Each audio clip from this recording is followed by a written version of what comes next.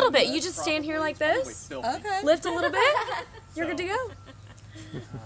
Nothing wrong with that. She is, I think, Ben, what did we say? She's 8.5 feet? Sure.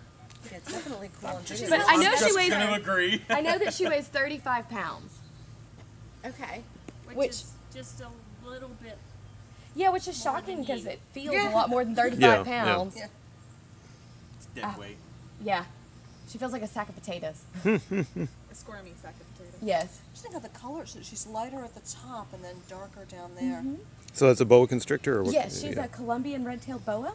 Okay. And they get their name because in the wild, their tails have more of a red sheen. Wow.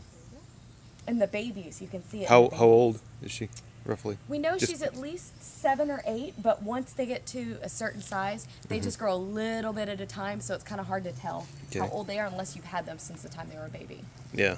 So she wasn't raised in captivity. She was. Okay. She was actually someone's pet in Thomasville, and they just got a little overwhelmed, got a little bit up in age, and couldn't take care of them anymore, and so they were responsible and found new homes for them. Interesting.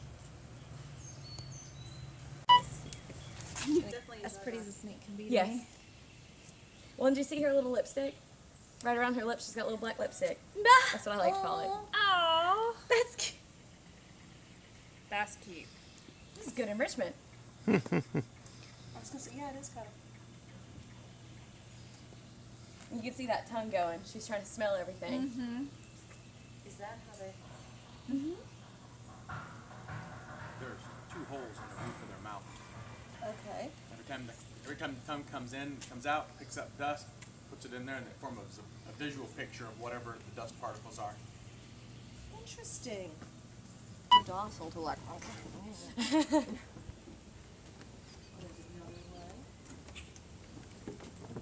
Now the water's not as deep as you would think. It's probably only maybe 3-4 feet right in this area, but it looks so deep because of this duckweed that's floating on top. Right. That's what's called duckweed.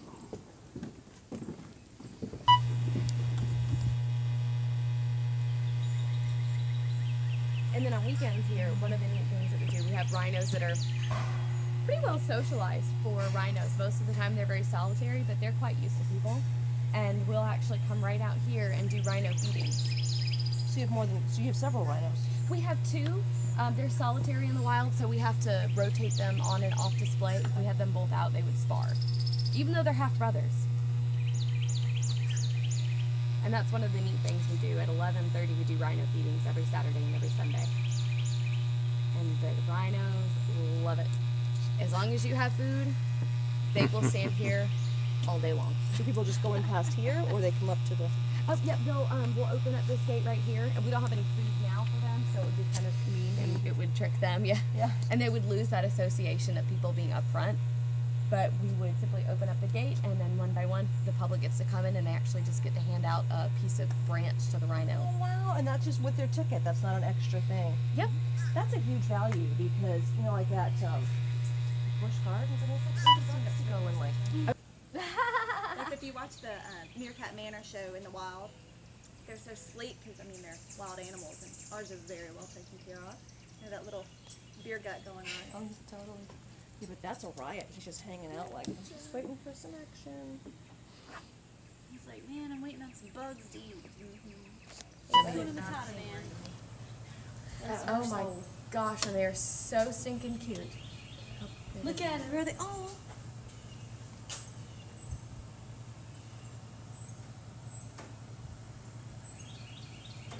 They're just kind of sunbathing. Oh, now we're getting into the water. That's funny. And now, just 2 or 3 weeks ago, this entire moat, you can see how full it was. It was from all the rain. Right. We were like, so now we're like jumping like crazy.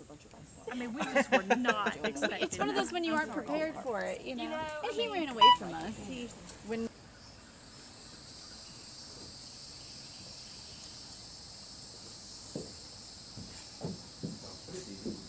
Oh, that's a nice pose there. Yeah, it is. She knew you were coming. Yeah. And then there's, Bobby's eager. fat cat on the ground. Well, I mean, to each their own. one year when we brought travel writers, y'all had them making the, what are the things, the, paper mache, Oh, cool. Food bomb. food bombs. And they came out here when we were out here and threw them out there and. So it's like a wildlife pinata kind of thing? Basically. Like, and they bust it open and there's Yeah. inside, yeah. Enrichment. Yeah. And then a lot of times with our camp kids, our overnight. Oh, come on now. Alright, campers. You guys can kind of give it Kind of sort of in with the herd. Until we came up. Hey, Bob. Active? Hey. Hey, gorgeous. Hello.